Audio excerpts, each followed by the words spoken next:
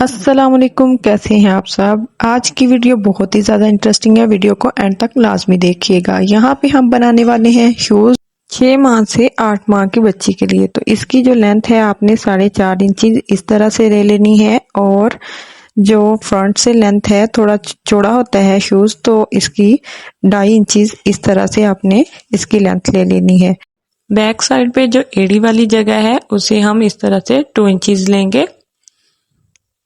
2 inches हम इस तरह से लेने के बाद इन दोनों को हम एक कार्डबोर्ड पे रखेंगे, और कार्डबोर्ड पे मैंने पहले से इसे रख के तो लाइन ड्रॉ की हुई है। तो ये मैं अगेन आपको लाइन ड्रॉ करके बता देती हूँ कैसे आपने लाइन ड्रॉ करनी है। फ्यूजिंग पेपर को इस तरह से प्लेस करने के बाद आपने क्या करना है कि सेम जैसे उसकी शेप थी वैसे वैसे आपने किसी पेंसिल से इस तरह से लाइन ड्रॉ कर लेनी है। तो इसके साथ ही हमारी जो लाइन है वो कंप्लीट हो गई है, और एक ही हिसाब की हमारी जो ड्राइंग है वो दोनों की कंप्लीट हो गई है। और इसे ऊपर से उठा लेंगे, और उठाने के बाद हम क्या करेंगे, इसकी कटिंग स्टार्ट करेंगे। जैसे जैसे हमने लाइन ड्रॉ की थी सेम वैसे वैसे ही उसी डायरेक्शन में कैंची को घुमाते जाएंगे, और हम जो है अपने गत्ते को उसी हिसाब से काट लेंगे। तो यहाँ पे मैंने जो है एक जो है पाँव उसका कंप्लीट कर लिया है, और दूसरे का भी हमने सेम वैसे वैसे ही करना है, और दोनों को हम कंप्लीट करेंगे इसी हिसाब से जैसे हमने लाइन ड्रॉ की थी। सेम सेम उसी डायरेक्शन में हमने कैंची को घुमाते हुए काटते जाना है। तो देखिए ये मैंने कटिंग कंप्लीट कर लिया, फ्यूजिंग पेपर और गत्ते दोनों की कटिंग हो गई है। उसके बाद जो मैंने इलास्टिक लेनी है स्ट्रैप्स बनाने के लिए, तो वो मैंने काटनी है बच्ची के पाँव के हिसाब से।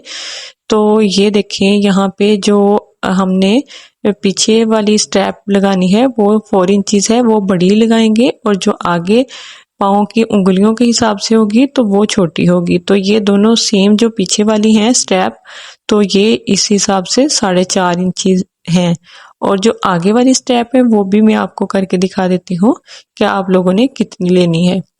तो यहाँ पे 3 इंचीज जो है आगे वाली स्टेप लेनी है, और ये इलास्टिक काफी जो है इसमें इलास्टिसिटी है, तो ये हमें प्रॉब्लम नहीं करेगी।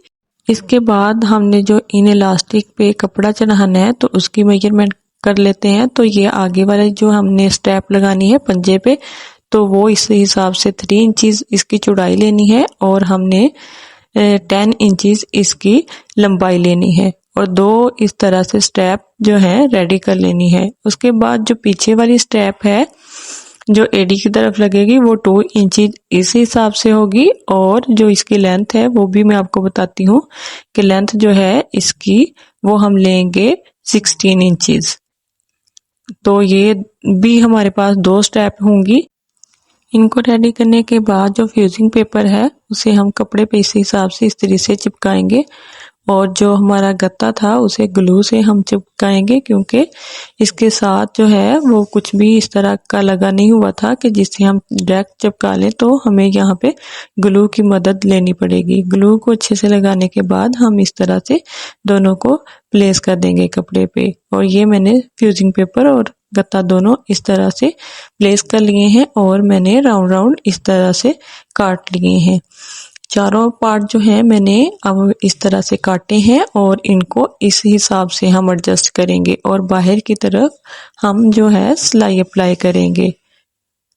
इस हिसाब से दूसरा भी ऊपर लगाएंगे, और उसी हिसाब से सिलाई आएगी। ये हम स्टेप्स को उल्टा करके स्टिच कर रहे हैं, और उसके बाद ये मैंने चारों स्टेप जो हैं उनको स्टिच कर लिया है, और इनको अब अलग-अलग कर लेते हैं।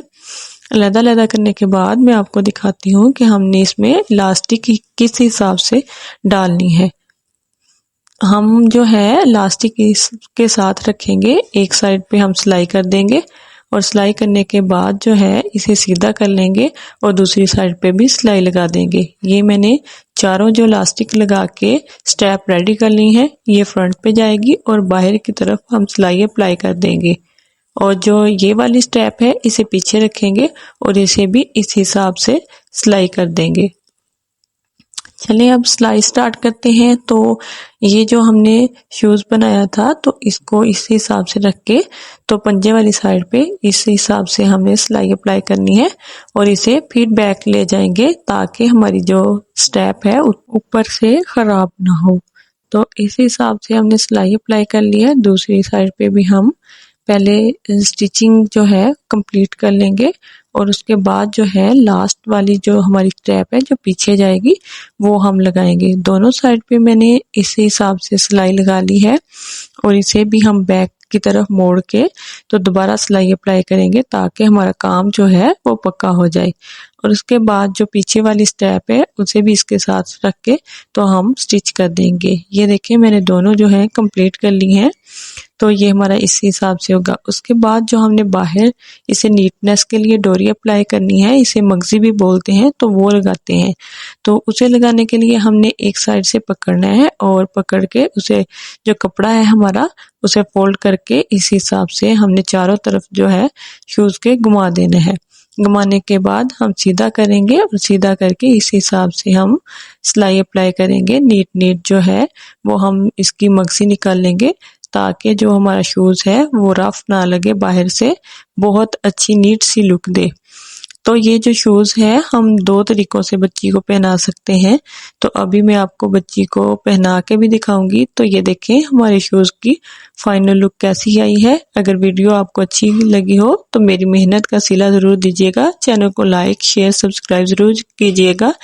और ये देखें बच्ची के पहने हुए इस हिसाब से पहले मैंने पहनाया और दूसरा चप्पल के हिसाब से आप पहना सकते हैं।